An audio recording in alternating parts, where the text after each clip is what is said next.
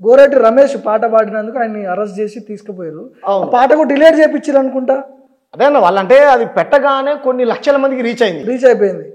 ఇప్పుడు ఏదైనా కమెంట్స్ కూడా చాలా నెగిటివ్ వచ్చినాయి కదా దాంట్లో. ఇప్పుడు రమేష్ 5 లక్షల మంది ఇంటికి పోయి తయారు చేయలేదు. నేను పోయి మీరు ఇప్పుడు మన పీడమర్తి రవణ్ని కూడా మీరే ఇంటర్వ్యూ చేశారు మన ఛానల్. 1 మిలియన్ పోయింది.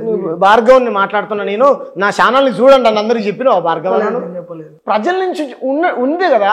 ప్రతి గ్రామంలో జొరబడిపోయారు, మా అస్తిత్వాన్ని దెబ్బతీస్తా ఉన్నారు, మా వ్యాపారాలను దెబ్బతీస్తా ఉన్నారని తెలంగాణలో ఉన్నటువంటి వ్యాపారులు అందరూ రోడ్లు ఎక్కుతా ఉన్నారన్నా. మొబైల్ షాపులు పెట్టుకుని ఆఖరికి ఫ్లిప్కార్ట్ వాళ్ళదే, రకరకాల ఏమంటారు మన దాదూస్ వాళ్ళదే, హల్దీరామ్ వాళ్ళదే, బింగోలేస్ వాళ్ళదే, ఢిల్లీ మిఠాయి వాళ్ళదే, ప్రతి ఒక్క దుకాణం వాళ్ళదే. మేము కాదని అంటలేదన్నా. మీరు అన్నట్టు ఎవరో చెప్పారు పెద్ద మనిషి ఇందాక, ఆర్టికల్ 19(1) ప్రకారం ఎవరు ఎక్కడైనా బతకొచ్చు అనంట. రైట్, బతకమనండి బ్రదర్, మేము వద్దంటలే. మా తెలంగాణ ఉద్యమం ఎందుకు జరిగిందో తెలుసా?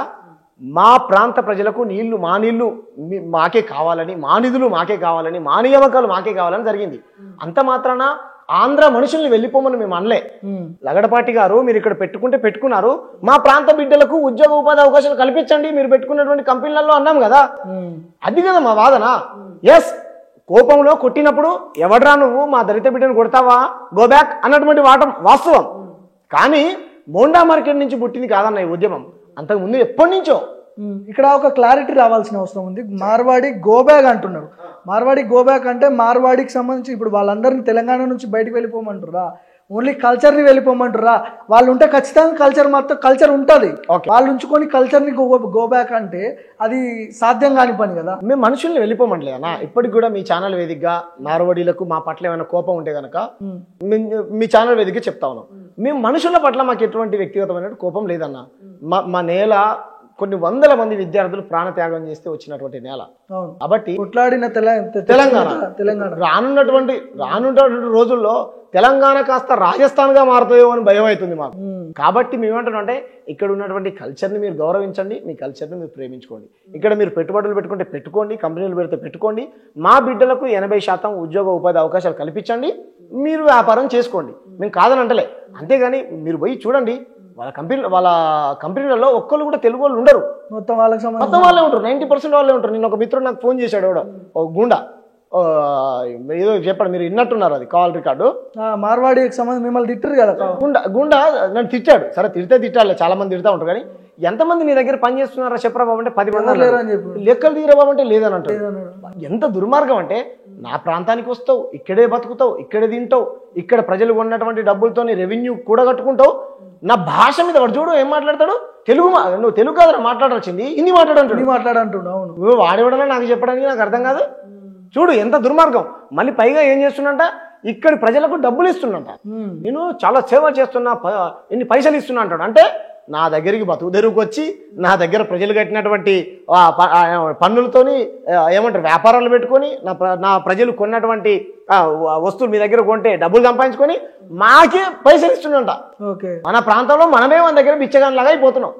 అయితే గోరెడ్డి రమేష్ పాడిన పాట మీద చాలా మంది మాట్లాడుతున్నారు. ఎందుకంటే అది ఎక్కడికో పోతుంది. అంటే ఈ మార్వాడి గోబ్యాక్ ఉద్యమం నుంచి మోడీకి సెగ తగిలే దిశగా కూడా ఈ సెగ కనిపిస్తా ఉంది. ఒకసారి ఆ పాట కూడా నేను వినిపించే ప్రయత్నం చేస్తా.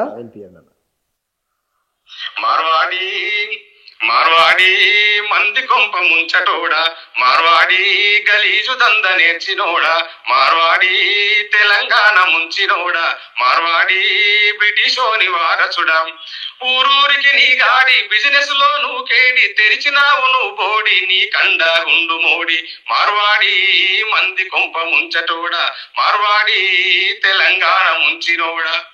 ఇక్కడ చివరిలో నీ కండగా ఉండు మోడీ అని పాడింది. ఇప్పుడు ఒక్కొక్క రచయితకు వీళ్ళ వెనక మోడీ ఉన్నాడా, బీజేపీ ఉన్నదా అనే లైన్ క్లియర్ గా అనిపిస్తుంది. రాసినటువంటి రచయితకు ఉన్నటువంటి అభిప్రాయం అది ఉండొచ్చు. అలా ఉంటే నేను ఇంతకుముందు స్టార్టింగ్ లోనే చెప్పాను, విదేశీ వస్తువులని బహిష్కరించండి, స్వదేశీ వస్తువులనే కొనమని చెప్పారు నరేంద్ర మోడీ గారు.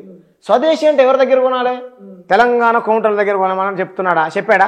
చెప్పలేదు. తెలంగాణలో కౌంటర్లు దగ్గరనే తెలంగాణ ప్రజలు కొనండి, తెలంగాణ పద్మశాలీల దగ్గర తెలంగాణ ప్రజలు కొనండి, తెలంగాణ స్వర్ణకారుల దగ్గర తెలంగాణ ప్రజలు కొనండి అని చెప్తే ఇది స్వదేశీ అవుతుంది. నేను ఒక లాజిక్ చెప్తానన్నా, నీ ఇల్లు ముఖ్యమా నీ గ్రామం ముఖ్యమా అంటే ఏమంటావు? ఇల్లే ముఖ్యం. నీ గ్రామం ముఖ్యమా నీ మండలం ముఖ్యమా అంటే ఏమంటావు అన్నా?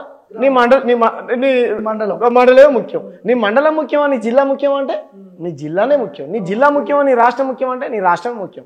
రైట్, నాకు నా రాష్ట్ర ప్రయోజనాలే ముఖ్యం. ఇప్పుడు మహారాష్ట్ర, రాజస్థాన్, గుజరాత్ మన దేశంలోనే ఉన్నాయి కదా, స్వదేశీ వస్తువులు అనుకుంటారు కదా. ఓకే, మరి అంత దేశమే అన్న. వీళ్ళు దేశీయ ఏమంటారు, జాతీయవాదం మాట్లాడేటువంటి వ్యక్తులు జాతీయవాదం మాట్లాడుతారు, ఎవరు ఎక్కడైనా బతకొచ్చు అంటారు. మరి ఇన్ని రాష్ట్రాలకు ఎందుకున్నది ఈ దేశం?